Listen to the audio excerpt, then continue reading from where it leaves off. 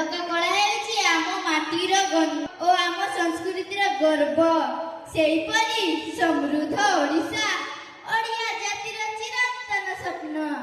ଆଶା କରୁଛି ଆପଣମାନେ କରତାଳି ଦେଇ ଆମକୁ ଉତ୍ସାହିତ କରିବା ହେବେ।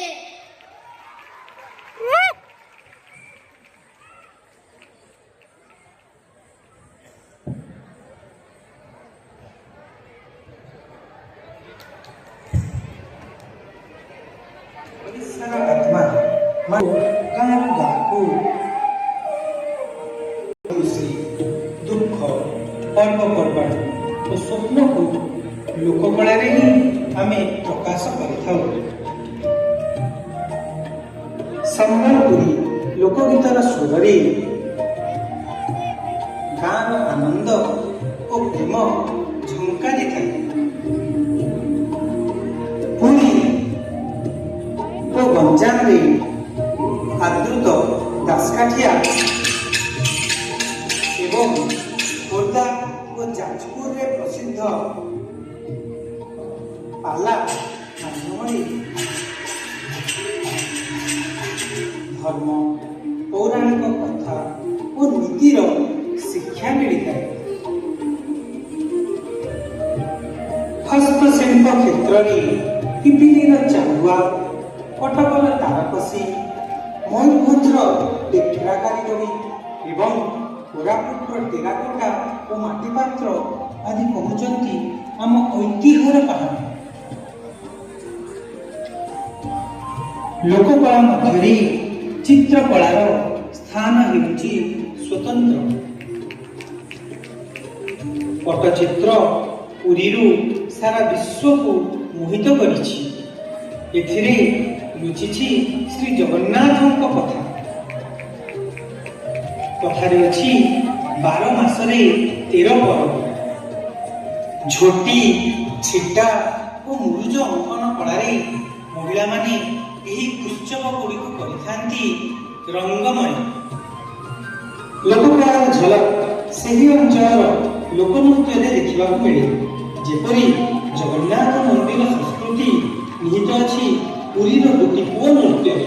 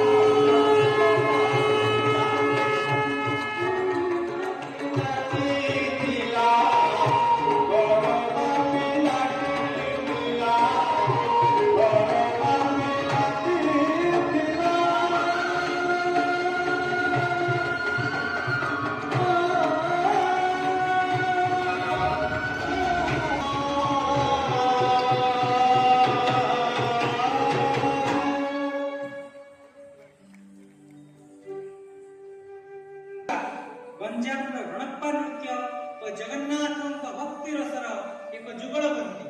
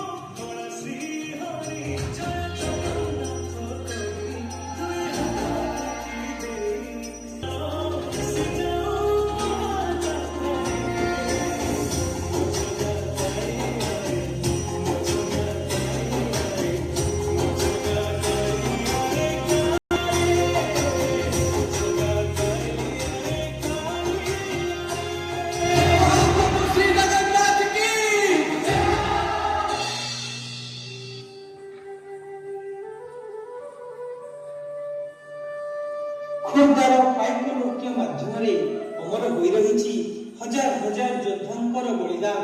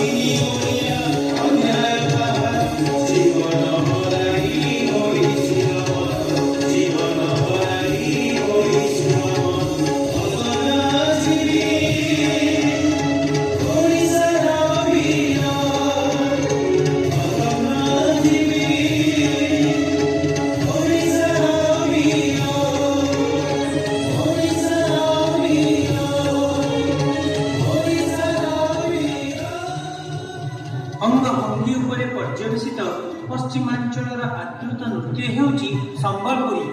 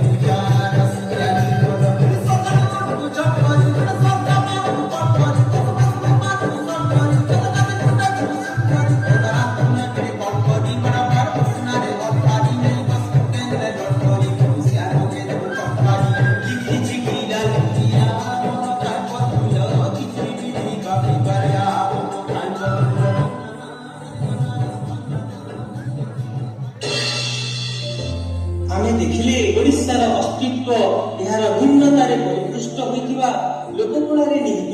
ତେଣୁ ଏହାର ବିକାଶରେ ରହିଛି ସମୃଦ୍ଧ ଓଡ଼ିଶା ଓ ସମୃଦ୍ଧ ଓଡ଼ିଶାରେ ରହିଛି ଆଗୁଆ ଓଡ଼ିଶା। ଆମ ପ୍ରଦେଶ ସମୃଦ୍ଧ ହେବା ପଥରେ ନିଜର ପ୍ରୟାସ ଆରମ୍ଭ କରିଥିଲା 1936 ମସିହା ଏପ୍ରିଲ 1 ତାରିଖ ଠାରୁ। କାରଣ ବହୁ ଘାତ ପ୍ରତିଘାତ ପରେ ଉତ୍କଳ ଗୌରବ ମଧୁସୂଦନ ଦାସ ଓ ମହାରାଜା କୃଷ୍ଣଚନ୍ଦ୍ର ଗଜପତିଙ୍କ ସ୍ୱପ୍ନ ବାସ୍ତବରେ ପରିଣତ ହୋଇଥିଲା ଓ ସୃଷ୍ଟି ହୋଇଥିଲା ଓଡ଼ିଆବାସୀଙ୍କର ଚିରଈପ୍ସିତ ସ୍ୱତନ୍ତ୍ର ଓଡ଼ିଶା।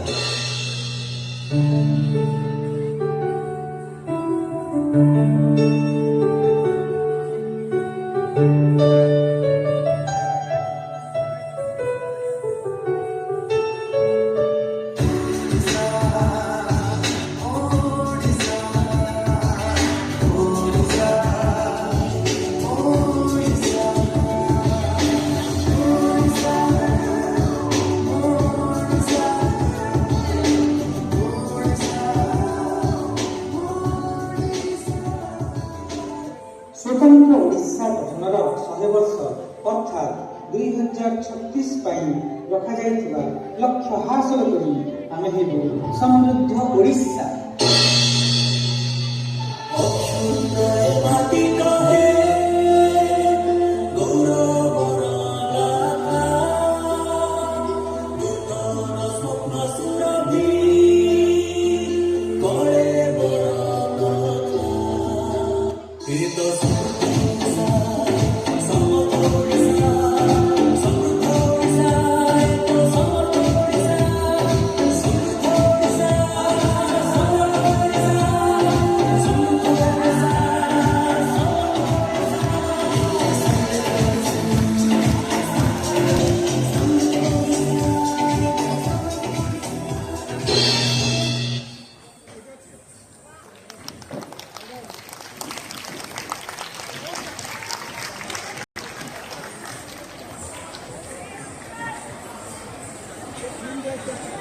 ଧନ୍ୟବାଦ ଜିଲ୍ଲା କୋରାପୁଟ।